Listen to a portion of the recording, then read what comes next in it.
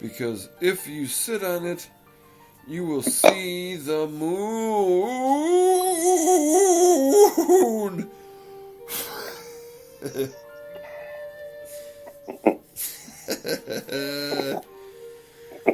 What the fuck?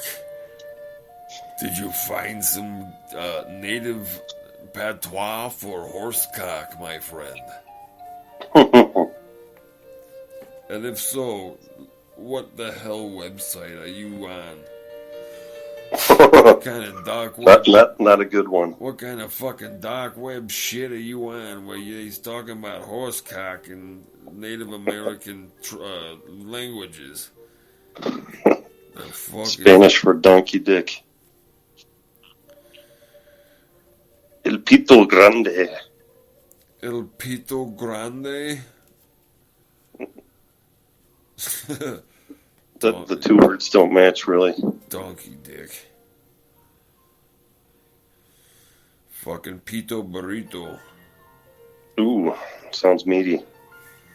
That's a baby donkey, but still, you figure if you have a cock the size of a baby donkey, you're doing alright, I guess. Or you're having the worst life possible, and it's a fucking sheer misery, because nobody wants to touch that shit. Imagine having a burrito. A lengua burrito. Uh-huh. That was just a solid tongue. Yeah, cooked. Just the tongue lopped off and wrapped in a fucking tortilla and shit. Yeah, maybe with a little sour cream and hot sauce or something. Still got the fucking taste buds and shit on it. Yeah, you're trying to bite through it. You're like, what the fuck? And you're like, oh my god. I'm sure there'd be a southern cousin to run up and grab that out of your fucking hands and chow it down like there's nothing fucking happening. Right, rip off a chunk. Yeah. Just of the exterior skin of the top of the tongue with the taste buds on it. That's what he wanted. Ooh. Gets stuck between your teeth. He's like, eat's the best part. Come on, man. Do we have to descend into fucking doing half-ass, third-rate fucking crazy, stereotypical, cliched accents? I think so, because that shit's fucking fun, but whatever. That's just me. Pito, pito, paquito. Pito, paquito. Paquito, pito. Mosquito. Mosquitos in your paquito, pitos. Listen. Burritos, el tito, tapatío. Eat chito. Es muy el hito. Eat chito and beat your mito.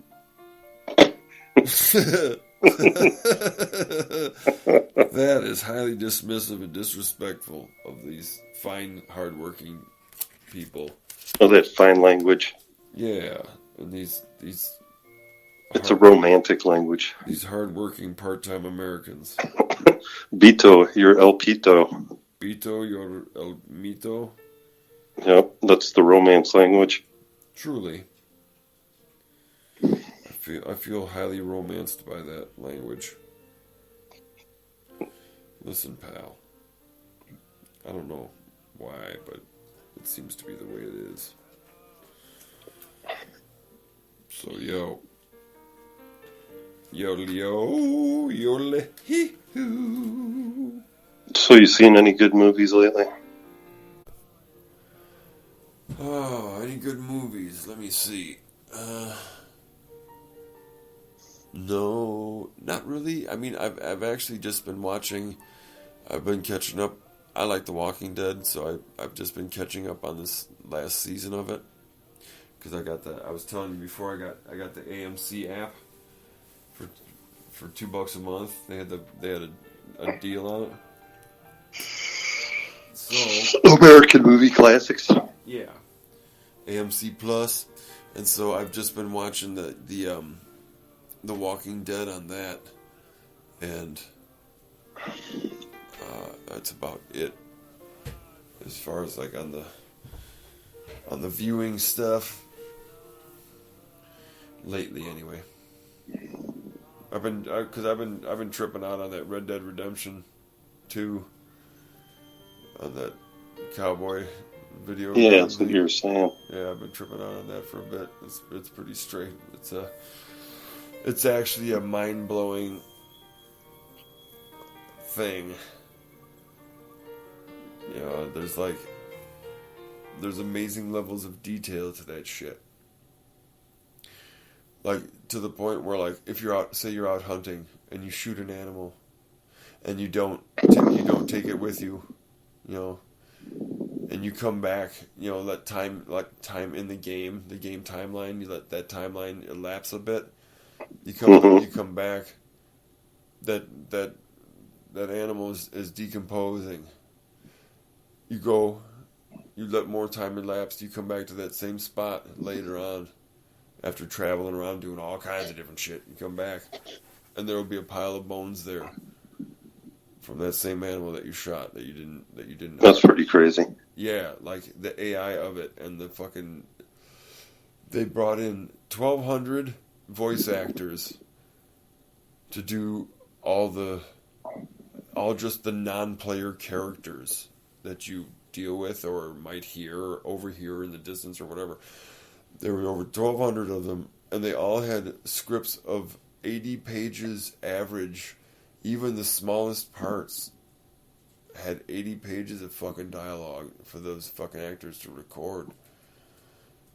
So that everywhere you go in the game, it's just so richly layered with people, and the things feel random and real. So do you read what they say, or do they speak it? You can do both if you want. You can do either or both together. You can do like captions, you know. So I like to do it with the captions on, just so that I don't, you know, miss what they're saying. Yeah. Or if there's something in the distance. I would actually. I'm shocked I haven't tried it with headphones on yet.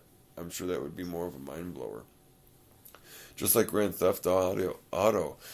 It's one experience to play it. It's another one to put the headphones on and become like immersed in it and hear all of the fucking, you know, the four sounds. Yeah, like the 4 quadrants of sound shit happening around you and shit. That's fucked up.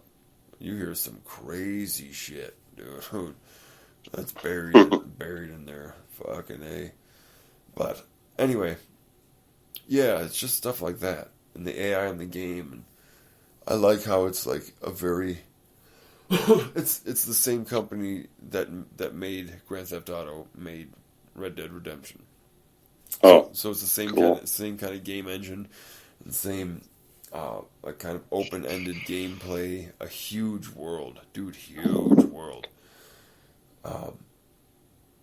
Yeah, and all these different interactions, and like people. It's like the metaverse, kind of. In a weird way, kind of a stepping stone probably to it, because your behavior affects all kinds of different elements of gameplay, including your story, the kind of like the overall tone of your story arc will change with your gameplay, but people will remember you in the game, like the non-player characters. They'll remember how you had an interaction with them earlier in the game, and if they see you later, will interact with you respond in that way. Yeah, based on remembering you and shit. Yeah, it's fucked up.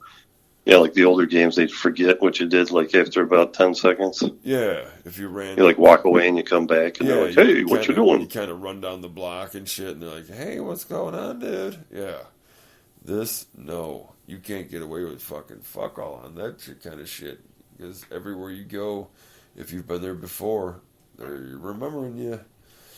And some places will be downright hostile to you. You know, you'll be walking down the street, minding your own business, and they're like, "Hey, man, we don't want any more of that kind of bullshit out of you again," kind of stuff. Like, wow. Yeah, it's interesting. It's a very interesting game. I'll just say that. But yeah, it's just the current thing I'm kind of doing with the rare little moments of downtime I get. That and finishing off the doors in the house, like like a couple at a time. Yeah. Because they're like the last thing that really needed to be done in the house. It was like getting them up to par. Just painting them white. Yeah, Swiss coffee. I'm matching it into the trim. Yes, Swiss coffee semi-gloss. Yes. No, there's no such thing as Swiss coffee. It's like a drink. Yeah, I probably would have gone to my grave assuming there was, but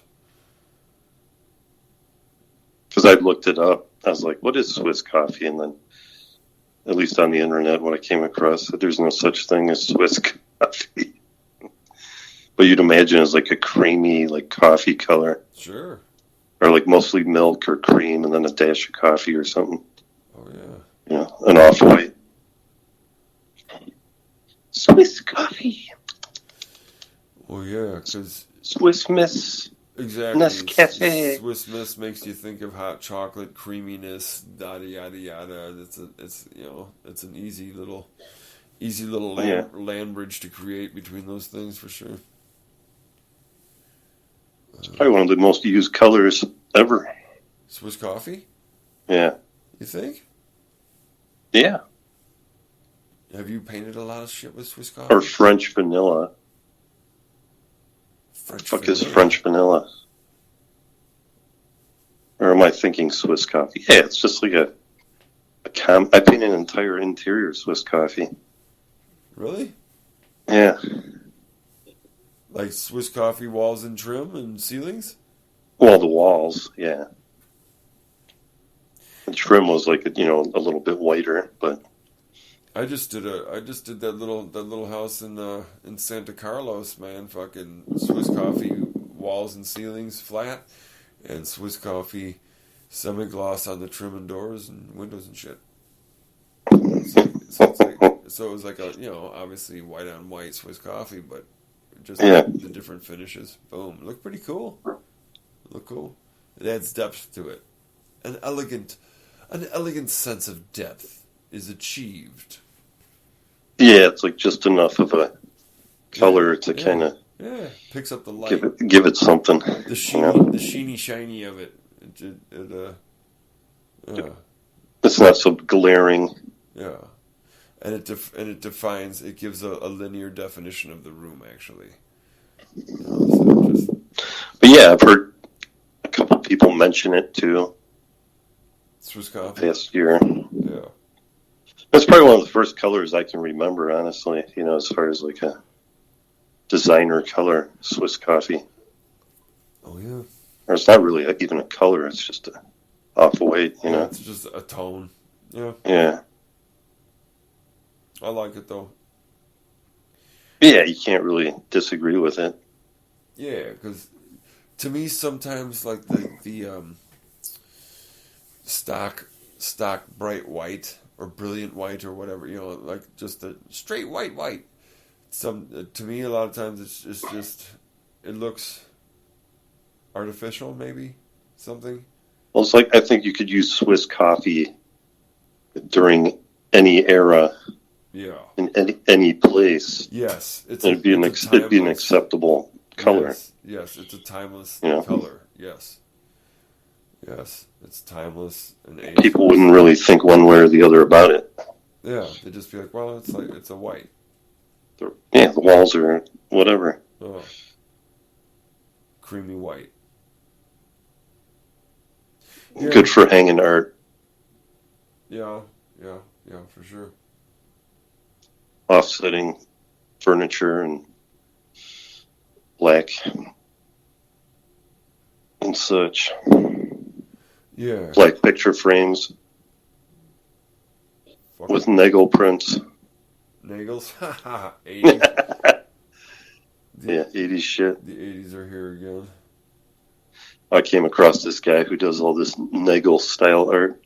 Oh, really? Wow. Yeah. Yeah, it's pretty interesting. It's kind of funny. Yeah, I mean it's a fiercely independent style of art, man. It's cool. Wild. It does like a lot of models, celebrities, and then Nagel kind of with the tone. Chicks, Yeah.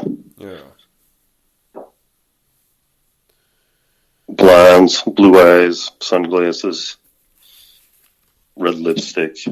Yeah.